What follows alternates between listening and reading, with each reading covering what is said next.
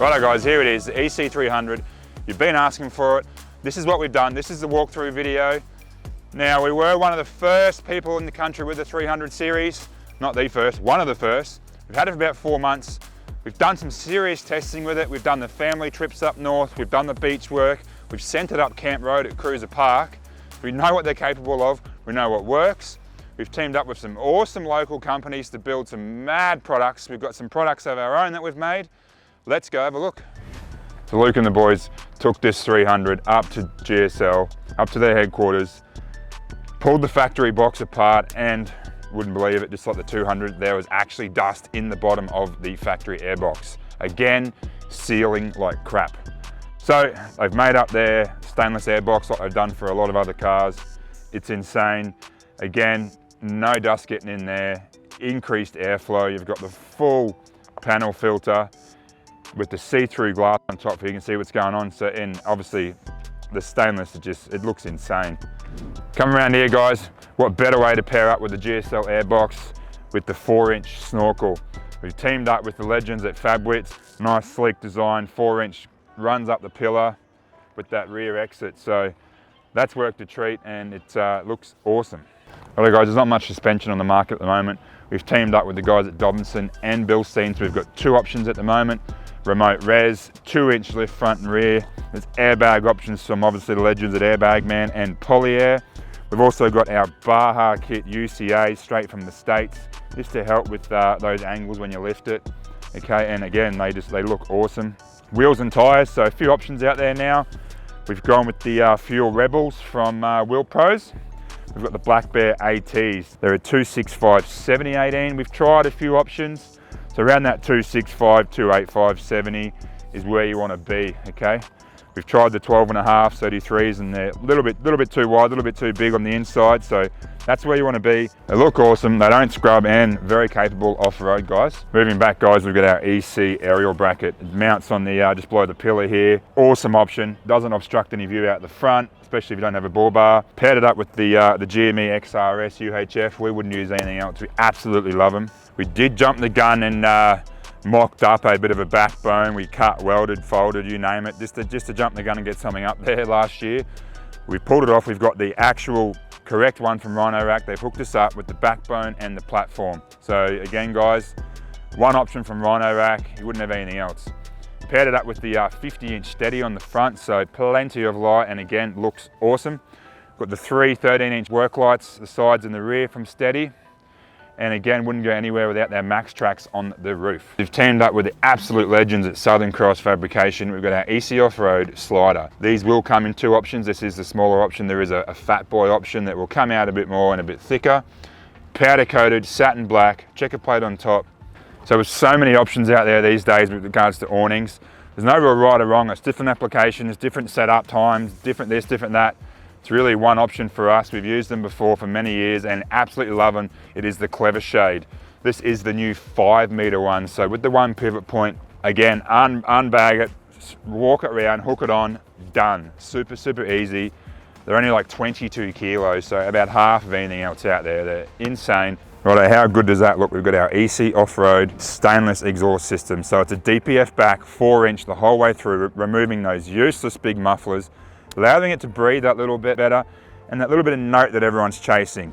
We've come up with this very simple mod that basically everyone needs. EC Off-Road mount right here. It's going to allow you to run the 7-pin or 12-pin with a couple of andos and even a camera for your caravan. As you would have seen, we've got multiple options with chrome deletes. I'm not going to go into it now. Very simple. We've done our tinted tail lights and the satin black badges on the graphite car. It sets it off. It's a clean, sleek look. You absolutely love it. Let's have a look what we've got in the back here. There's our EC Off-Road tailgate lifter. Very, very popular with these big, heavier doors on the 300. So GXL VX don't come with the lifter. Easy to fit. Whack one of them on there. You can undo it from the factory fob, open it from the factory fob, press the button here, or at the front, just like the Sahara. One of the first MSA 300 series drawer kit. We've got full electrical panel here with our compressor switch, lights in the tailgate that we've done the amber or the white lights the whole way around in the tailgate to give you plenty of light when you're camping. Obviously the 2 MSA drawers that come with the lights and everything inbuilt. Absolutely awesome, we love them. The guys are on the Gold Coast near us, absolute legends. We've got an air outlet here for our compressor.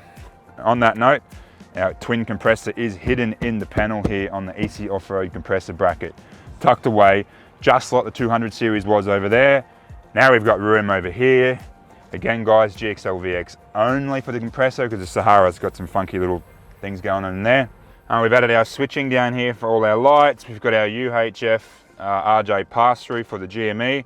We're yet to mount this, but we'll get onto that.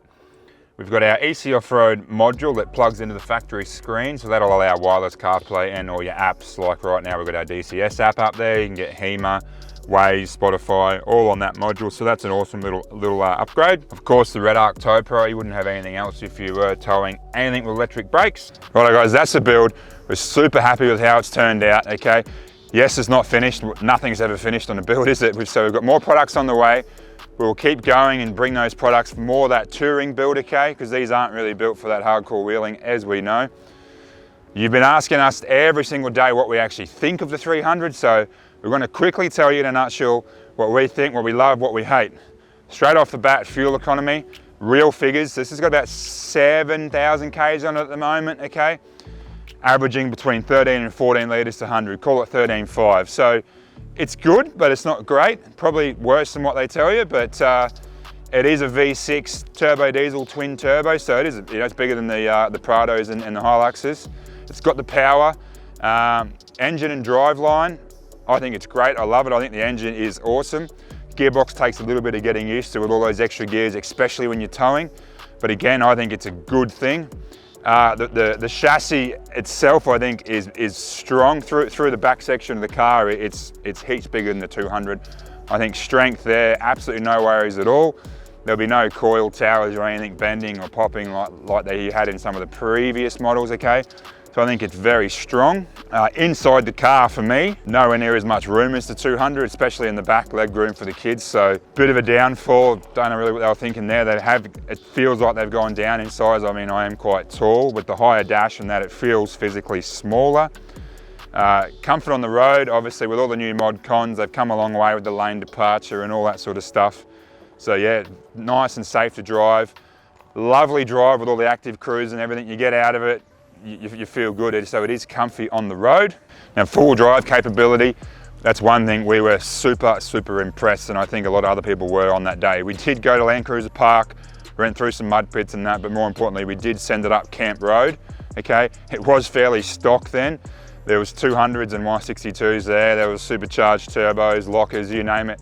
This thing went up there really with ease. It was amazing. Check out the No Road, No Problem. There's a video to come there, you'll see it. Again, super amazed. We did just use the crawl control, just crawled up that hill, okay? And with the crawl control, I guess it's similar to having lockers front and rear. It just grips, takes over. So guys, all round off-road capability, it is a big yes from us. Super impressed. Obviously, a big talking point with the 300 series is the price tag. We've had GRs in the workshop, we've driven Saharas, ZXs, pretty much driven them all now. I had a VX yesterday. The extra price tag for the GR and that, is it worth it? Well, I don't think so. GXL based platform like this, we can do things like leather upgrades and stuff like that to get it into that VX category. VX is a good option, but it is a fair bit dearer than this. I can't see the extra money there. Basically the same car with just some aesthetics. Another big talking point, guys. This versus the Y62. For us, yeah, we are Toyota fans. I think this wins hands down. Love the Y62, they're an awesome platform. The Petty V8 is insane. The build quality, the engineering, the strength, the reliability, the diffs, the chassis, you name it, I think is second to none in any Toyota, especially this. They've done the research, they took long enough to get the bloody thing released. I think it's going to be a good thing for many years to come. Towing with this, guys, we have tested it with our buggy and a couple of smaller boats, so we had roughly that 2.5 ton on the back. I was really impressed on the highway of how well it went. We did hit a few good hills up the Glasshouse area, and we did feel it was searching for gears a little bit probably just different to the 200 with that big V8, just low down torque. I know there is legends at like Just Auto's Elite Diesel, they are working on certain maps and that for the transmissions, which maybe help with that little bit better drivability. Overall, but yeah, super impressed with how it tows. Okay, so I think it's going to be a good thing when you throw your van on the back, off you go. Righto guys, so that's a wrap. That's the EC300. Guys, if you want to know any more info, any questions, if you're thinking about buying one, comparisons, build packages, towing packages, whatever you need, give us a call, shoot us an email, okay? Jump on our website. We can certainly help you out and love to chat about these things all day long.